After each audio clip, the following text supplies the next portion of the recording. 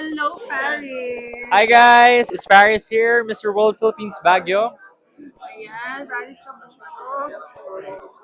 Congratulations, especially the summer capital of the Philippines. Yes, thank you so much. Ano nararamdaman mo?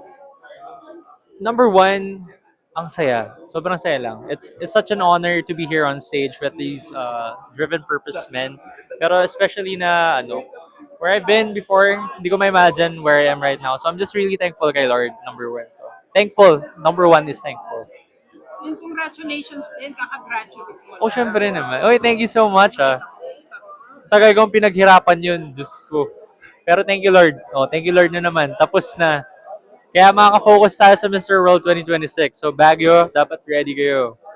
Ayan, speaking of pag-aaral mo, anong napag-aralan mo na dadali mo dito sa Mr. World? Siyempre, being a graduate of the University of Baguio, lalo na sa IHTM, shout out, UB, talagang you embody hospitality in whatever field you are, wherever you are.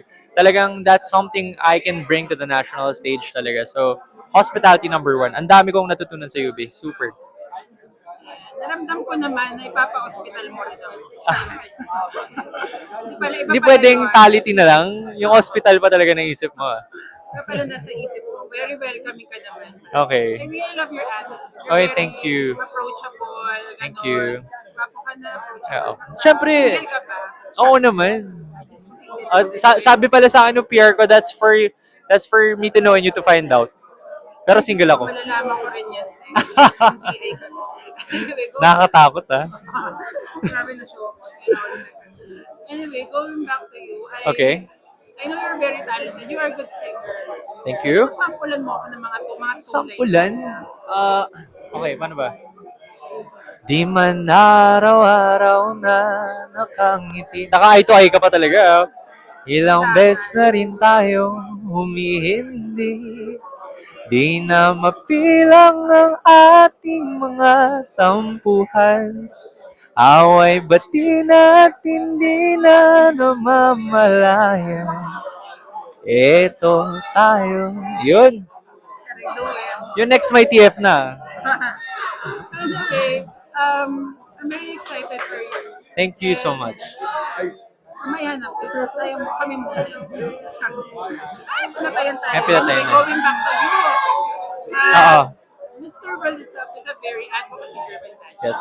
Maybe can you give us a brief description ng iyong Okay. diwa? Super thankful that you asked that question kasi konti lang nag-ask. So, my advocacy is harmony with hope. So, it focuses on catering to the young generations. Pero hindi siya inclusive, hindi siya only for the younger generation. It's very inclusive because growing up, music has really been my passion and I thank my family for that. First of all, they've taught me that how music can connect us all.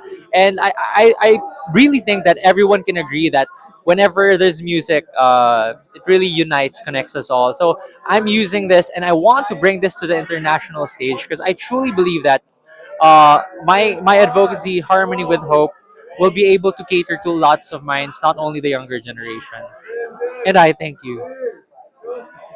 Pero ayun nga, so you are advocating for music, for inclusive for everyone. Yes. So, ginawa mong activity to fulfill that? Okay, so this has been started way long. That's why I said earlier that my family is really one of my inspirations. Why I'm bringing this to the national stage. So every Sunday we have fellowship. We go to church and we reach out to the communities. We help children.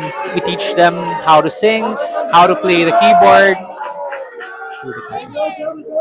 So we teach them free lessons. We give them free lessons, and in return, these children really light up after, and it's so amazing to see these children being able na to to have whatever I had when I was younger. So it's amazing how these kids can grow up knowing that music can be their power to find their purpose and their advocacy in life also. So that's all. Ayan. So, paano naman kami mga sintonado? Okay lang. Kaya nga inclusivity, di ba? Pero pag sintonado, ikaw, pumasok ka sa church namin, siguro doon ka sa gilid. Hindi, joke lang. Hindi, sa tabi ko, kasi ako magtuturo sa'yo. Okay. Di ba?